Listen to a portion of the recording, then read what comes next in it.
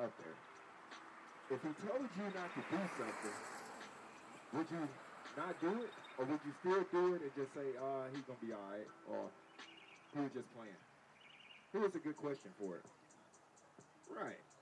We're going to talk about the dietary law. Because what we put in our body is very important. What we have here today, and as we continue on this path, our bodies is a vessel. And we're supposed to be pure and clean. Give me Leviticus chapter 7 and verse 11. So, if he says, going back to what we were talking about, the clean and unclean, right? If you're eating the clean animals, do you think let me say it like this. If you put good gas in your car, right? The gas that the instruction manual would say, put 93, put 94, put unleaded gas in there. If you do that all your life and you change out the oil and everything, the car usually is going to last as long as it's supposed to, right? The parts and everything is going to do what it was supposed to do.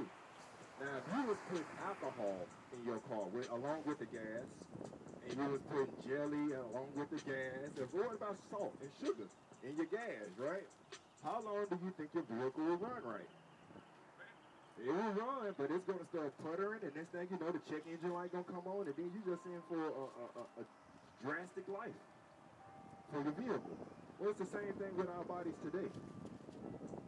Whenever we put things that we've been taught which is good to us in our bodies, we destroy our bodies. We're going to talk specifically about the swine. I know I grew up in Louisiana, so I was eating squirrel. You know what I'm saying? Catfish, I was eating all of this. But according to the Bible, God said these are unclean things. These are things that you're not supposed to put in your body. But if you go ahead and do so, there's going to be consequences coming for you. Yep. Leviticus.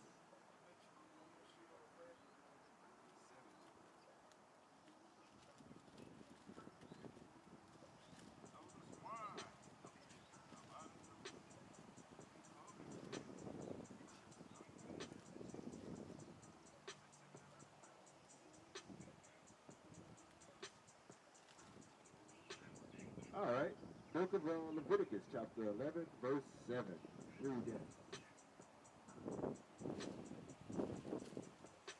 And the swine, though he divideth the hoof, and be cloven footed, yet he cheweth not the cud. He is unclean to you. So this right here is specifically saying that the swine, though he cloven the foot, cloven footed, because all the clean beasts, God said he has to eat the cud and it's got to be cloven foot, meaning the toes got to be separate, kind of like a deer. You ever seen the deer footprint? Or a cow? Or bison?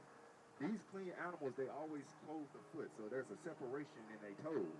But he says for the swine, even though it does do this, and they eat the cut, it's unclean to you. You ain't supposed to eat the swine because the swine eats boo-boo.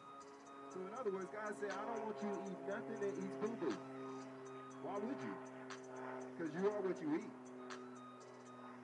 So he says, don't eat that. It is unclean unto you. In verse 8, it goes even more deeper.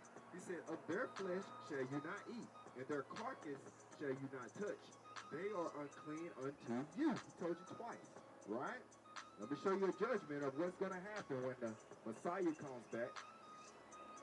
And there's a great judgment upon the face of the earth, and you have been disobeying him and what he said to do, what not to do. Now this is going to get real, bro. So gird up thy loins, because we're going to bring it out of the book. You know what? We're going to do it faster. Let's do it faster.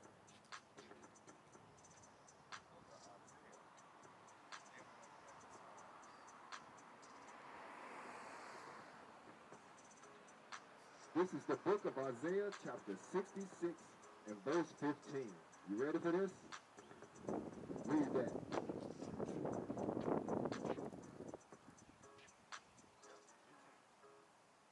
For behold, the Lord shall come with fire, and his chariots like a whirlwind. So you already know when it says the Lord shall come with fire and with his chariots like the whirlwind. This is saying when Christ returns. This ain't happened yet, right? So this is a future prophecy that has not happened. Check the importance of it.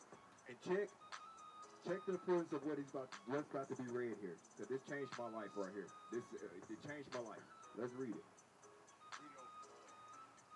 For behold, the Lord shall come with fire, and his chariots like a whirlwind, to render his anger with fury, and his rebuke with flames of fire. He's gonna be rebuking people with flames of fire when he come back. He ain't playing no games. Keep going. For by fire and by his sword shall the Lord plead with all flesh, and the slain of the Lord shall be many. Bodies everywhere. Keep going. That they sanctify themselves and purify themselves in the gardens behind one tree in the midst. If you sitting back eating this food saying it's all good, I don't know. I've been doing this all my life. My grandma ate food. I know she ate swine all her life. She's 96 years old. Keep going. Eating swine's flesh and no abomination. Eating what? Eating what? Swine's flesh You come back eating swine's flesh and what? and the abomination. This is all the unclean animals. He calls these abominations. Do not eat them. They're not for your consumption. What's going to happen when you catch you doing this? And the mouse And the mouse shall be consumed together. shall be what? Thou shalt be consumed together. Shall be what? Consumed together. They shall be consumed together. When that fire comes, consumed together. I didn't know that in the Bible that the pig is considered a nasty animal. I'm thinking that's maybe just like Muslims.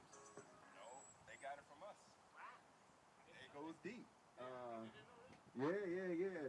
The Muslim people, they came, Muhammad, he came like 600 years after the Messiah. And what the Quran just means to recite. See, I know the details, man. It's deep. They used to worship many gods, but then Muhammad ran across the God's chosen people, which we was the only people in the world that served one God.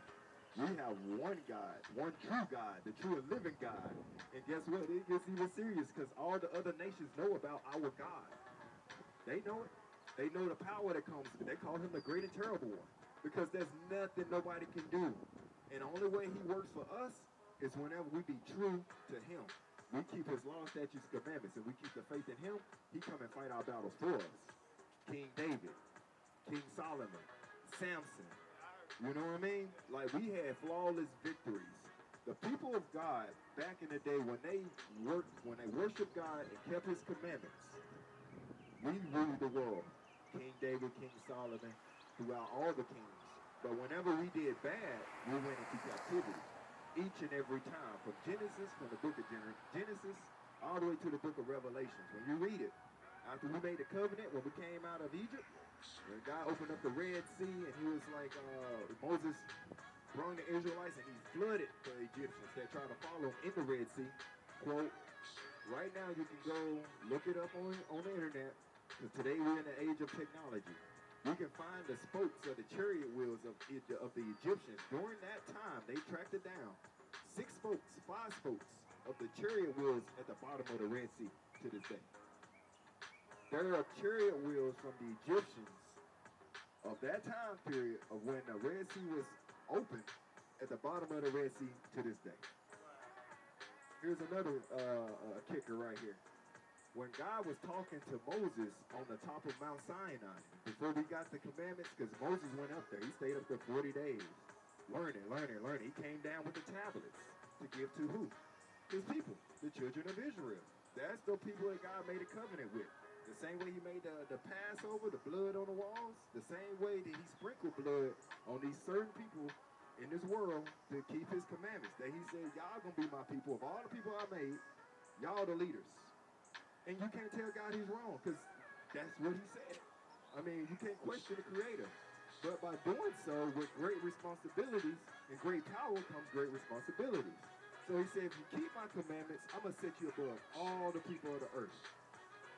But if you don't listen, wait. Slow it down. Let's read it out of the Bible. Deuteronomy chapter 28 and verse 1.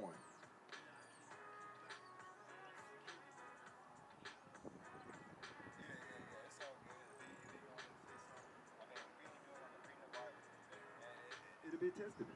It's a testament to all. If someone's out here reading the Bible and you say, hey, you can't read the Bible, let that words be sown. You know what I'm saying? The angels are here, and I fear no man. All praise to the Most High, give me the opportunity to come out here on another blessing, another day of grace. You know what I'm saying? We trying to make it. Let me see. Write a message. All right. So let's read it out of the Bible.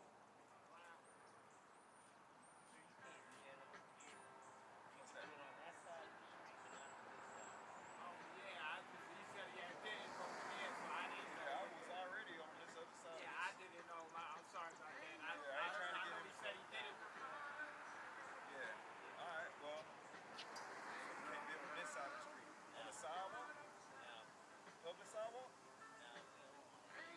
But it's a public sidewalk.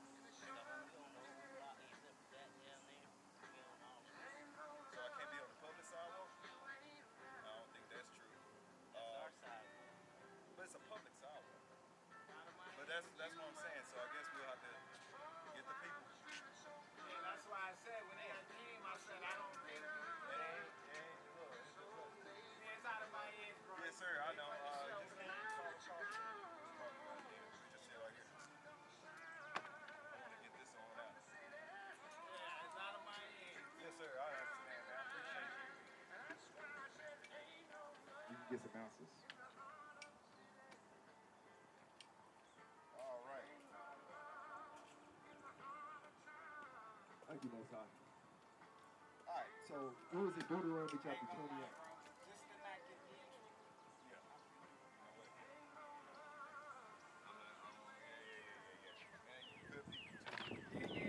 All right, we're gonna shut it down. We're gonna move to the other side. We're gonna move to the other side. Yeah, man, that's what I'm saying. Like I kind of. Grab his stuff over because I don't want to get him in trouble. Yeah. Not at all. Not at all.